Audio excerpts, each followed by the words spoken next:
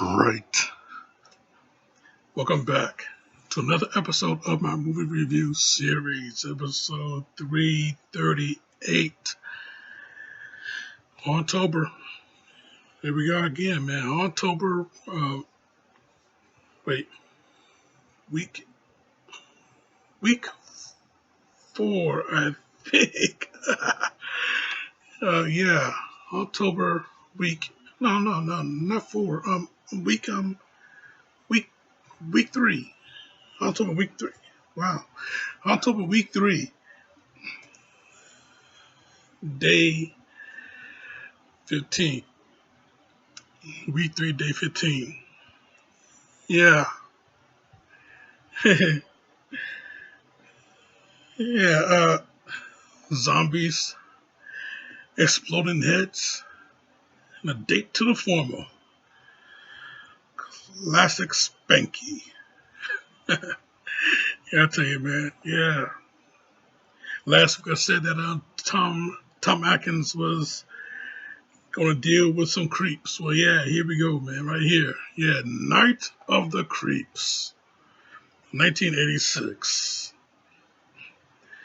Yeah, man, Tom Atkins, yeah, he makes his return to the movie review series. Yeah, Jason Lively, Steve Marshall, the super cute Jill Whitlow,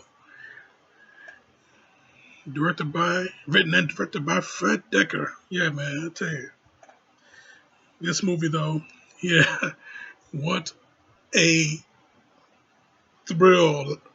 Yeah, what a thrill ride!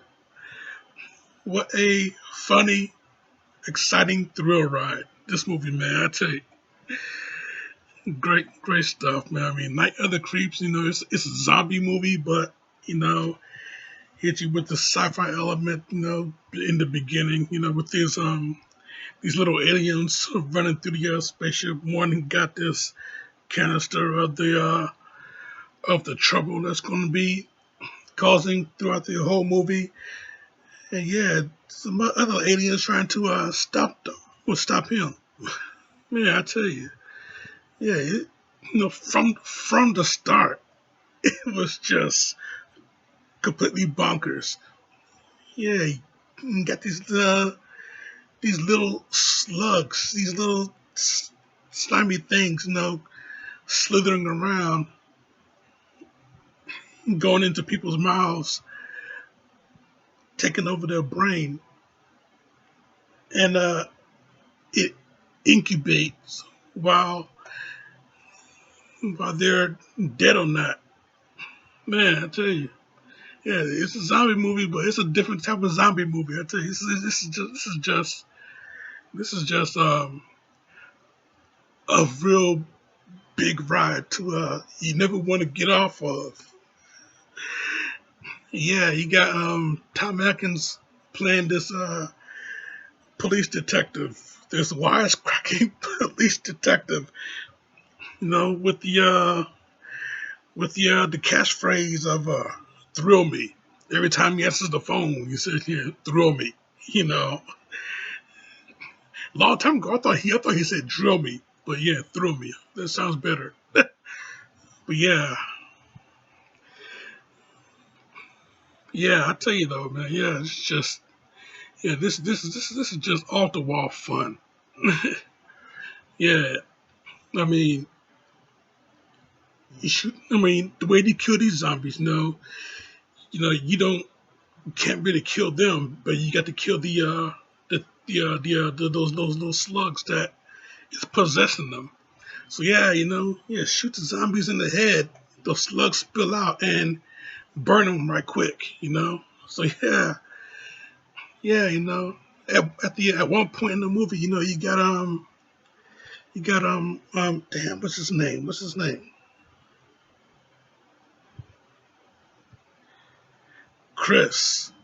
You got Chris and his crush Cynthia. You know, Cynthia got the flamethrower. Chris, he got the rifle. You know, he do the shooting, she do the burning. Oh boy, yeah, yeah. The scene where Atkins, Detective Cameron. You know, he let all the sorority girls know, you got some good news and bad news. The good news is that their dates are here. What's the bad news? They're dead. So yeah, I tell you, yeah, I tell you, man, it's just this movie is just one big party.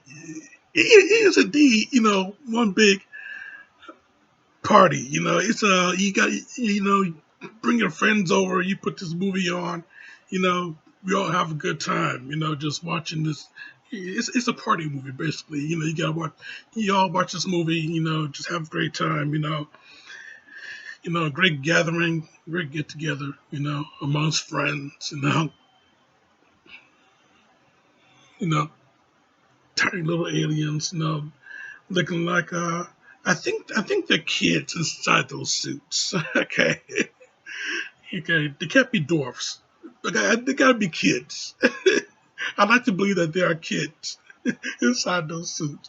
And if that's the case, then I want to hug those little things. Yeah, it just for some reason, it just seems so cute. Just running through the spaceship.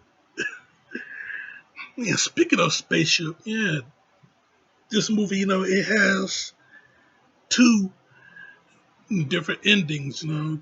Yeah, the theatrical ending was with after they got rid of all the slugs, or so they thought. You know, a dog shows up and he had one of those slugs inside of him, and he shows up at Cynthia's feet, and it fires the slug out of his mouth, and it appears that it got into her. We don't see it because we cut to black, and that would be the end of the movie right there.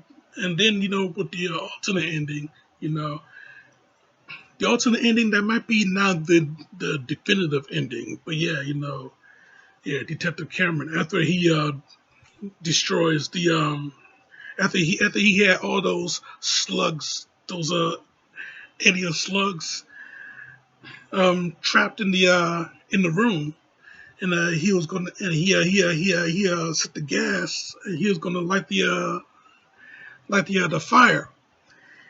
After he did all that, he hit the zipper lighter, and we got the huge explosion. But not before, a couple of slugs came at him. He hit the lighter, and boom. Yeah. After all that, the movie is over. We see Detective Cameron charred, and he just completely dead. He's a walking dead now.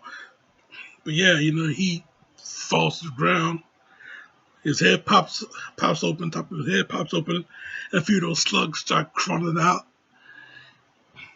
and then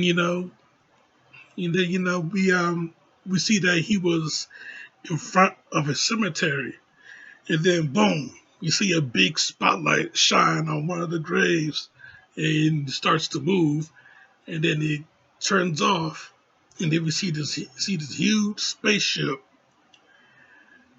hovering over the sky, going going going straight forward, hovering over the sky, and it starts to shine another light. So yeah, those aliens out there looking for the those slugs, man. Yeah, I tell you though, this movie though, yeah, it is just thrills and chills and a lot of laughs. It gives you this movie. It delivers. It delivers on a lot of laughs. Laughs from the whole situation with the those little slithering extraterrestrial slugs, and quite a few laughs from Atkins. Tell you the wisecracking, he's a wisecracking character, You know, yeah, the scene where he is questioning the boys, and he had the janitor that work at the morgue, and yeah, he said that yeah, the boys were running out running out the room at 40 miles an hour, screaming like banshees. So that was kind of a running gag after that because the janitor, he even got a kick out of it, and he just kept repeating while laughing. He just kept repeating, yeah, screaming like banshees. Yeah, even when he was working, he was still he was still having a laugh. He was still having a good laugh. Yeah, screaming like banshees. Yeah, and then one of those slugs got to him. But I tell you though, yeah, this is one scene, man. This is one scene. I mean, you see all throughout the movie, but not all throughout, but you see like halfway through the movie, the dynamic the friendship between Chris and JC.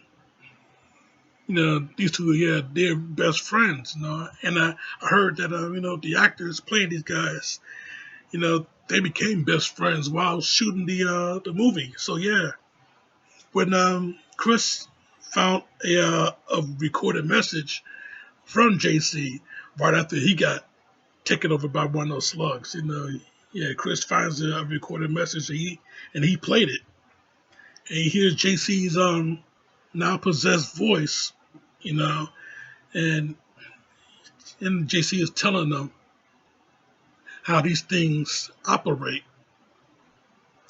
And yeah, you know, you can see the look on Chris's face, man. He is just really starting to break, man. I mean, yeah, you could tell. You could tell. Yeah, yeah. Not only that they were best friends on screen, but they were best friends off screen too, man. Yeah, just hearing him do, just speak the lines, and you see the look on Chris' face, he's tearing up, man. Yeah, that was a big heartbreaking right there. That was a nice little calm down moment for the movie. But yeah, man, we got to the action, and then you know, when they go into Chris and Detective Cameron, they're going to go into the the